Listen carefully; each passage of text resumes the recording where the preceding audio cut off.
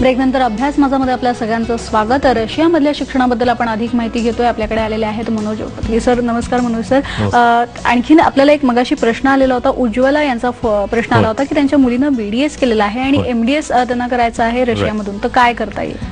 BDS झाल्यानंतर internship संपल्यानंतर विद्यार्थ्याला ते डॉक्युमेंट्स सगळे द्यावे लागतात, ज्याच्यामध्ये इंटर्नशिप कंप्लीशन सर्टिफिकेट असतं, त्याच्यानंतर त्यांचं registration with dental council of India असतं आणि डिग्री सर्टिफिकेट. हे सबमिट केल्यानंतर रशियामध्ये एमडीएस साठी अनेक विद्यार्थी जातात. एमडीएसचे जे 7-8 स्पेशलायझेशन्स आहेत, ऑर्थोडॉन्शिया, एंडोडॉन्शिया, प्रॉस्थोडॉन्शिया, ओरल अँड मॅक्सिलोफेशियल सर्जरी, ह्याच्यामध्ये कशामध्ये त्यांना स्पेशलायझेशन करायचं असेल हे त्यांनी त्याप्रमाणे सांगावं. त्यांचे ट्रान्सक्रिप्ट बघून, त्यांची एलिजिबिलिटी बघून त्याप्रमाणे त्यांना आपण ॲडमिशन डेफिनेटली देऊ शकतो. यावर्षी ऑलरेडी एमडीएससाठी अनेक विद्यार्थी एनरोल झालेले आहेत आणि अजून एनरोलमेंटची प्रोसेस चालूसुद्धा आहे. काही सीट्स आहेत त्याच्यामध्ये. तर खर्च जो असतो तो साधारण एक 2.5 ते 3 लाख इंडियन रुपीजमध्ये येतो, ज्याच्यामध्ये university fee, hostel fee, medical insurance असते. हा कोर्स 3 वर्षाचा आहे, ज्याप्रमाणे भारतामध्ये पण एमडीएसचा 3 वर्षामध्ये आहे आणि त्यांना डेफिनेटली त्याप्रमाणे ॲडमिशन मिळू शकते.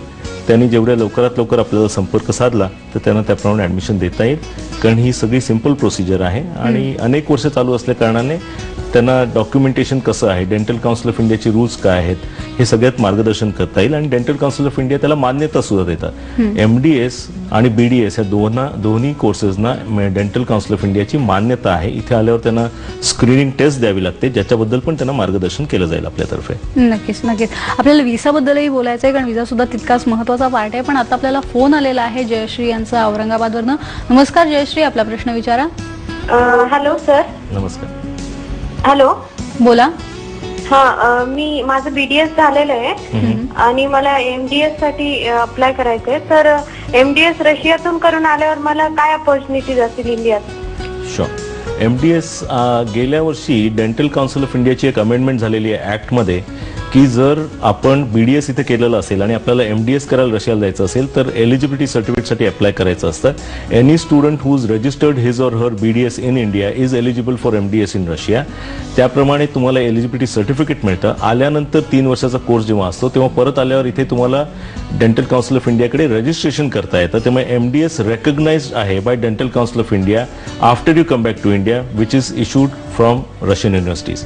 ओके. इथे आल्यानंतर तुमच्या ऑपॉर्च्युनिटीज अनेक आहेत. तुम्ही इथं प्रॅक्टिस स्वतः करू शकता. इथं फॅकल्टी म्हणून कुठल्याही प्रायव्हेट किंवा गव्हर्नमेंट कॉलेजमध्ये तुम्ही शिकवू शकता किंवा तुम्ही अदर कंट्रीज ज्या आहेत युरोपमधल्या किंवा गल्फमधल्या तिथे पण जाऊन तुम्ही जॉब्स करू शकता, कारण रशियन युनिव्हर्सिटीजनी दिलेल्या ज्या डिग्रीज आहेत ह्याला ऑल ओव्हर युरोप मान्यता आहे आणि गल्फ कंट्रीजमध्ये पण मान्यता आहे.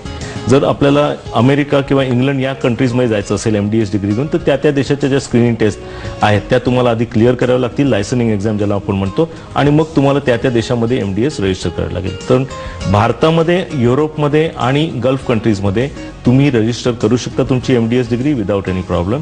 त्याची जी प्रोसिजर आहे ती तुम्हाला कंप्लीट सांगितली जाईल. अगदी खरं आहे. आपण थोडक्यात व्हिसाबद्दलही बोलूया, कारण तो सुद्धा महत्त्वाचा पार्ट आहे. प्रोसिजर काय असते थोडक्यात? व्हिसासाठी प्रोसिजर अशी असते की विद्यार्थ्याला ऍडमिशन जेव्हा मिळते तेव्हा ज्या युनिव्हर्सिटी किंवा ज्या कॉलेजमधनं मिळते त्या कॉलेजमधनं ती व्हिसाची प्रोसेस होते. त्यामुळे तो विद्यार्थी जो असतो इथनं जेव्हा आपण त्याची डॉक्युमेंट्स प्रोसेस करतो त्यांचं कन्फर्मेशन लेटर्स युनिव्हर्सिटी पाठवते.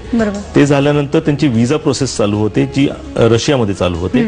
व्हिसाचं एक व्हिसा इन्व्हिटेशन लेटर म्हणून येतं. ते घेऊन विद्यार्थी जे व्हिसा सेक्शन आहे इथे बॉम्बे, दिल्ली, चेन्नई, कलकत्ता 4 डिप्लोमॅटिक मिशन्स आहेत तिथे झाल्यावरती व्हिसा सबमिट करतात. त्याच्यासाठी जास्ती काही त्यांना सिक्युरिटी वगैरे काही द्यावी लागत नाही, फायनान्शियल. ही एकदम इझी प्रोसिजर आहे आणि हे आपल्या ऑफिसचं काम आहे. आम्ही त्यांना त्याप्रमाणे सगळं पूर्ण मदत करतो. It is not a complicated thing at all. अगदी खरं.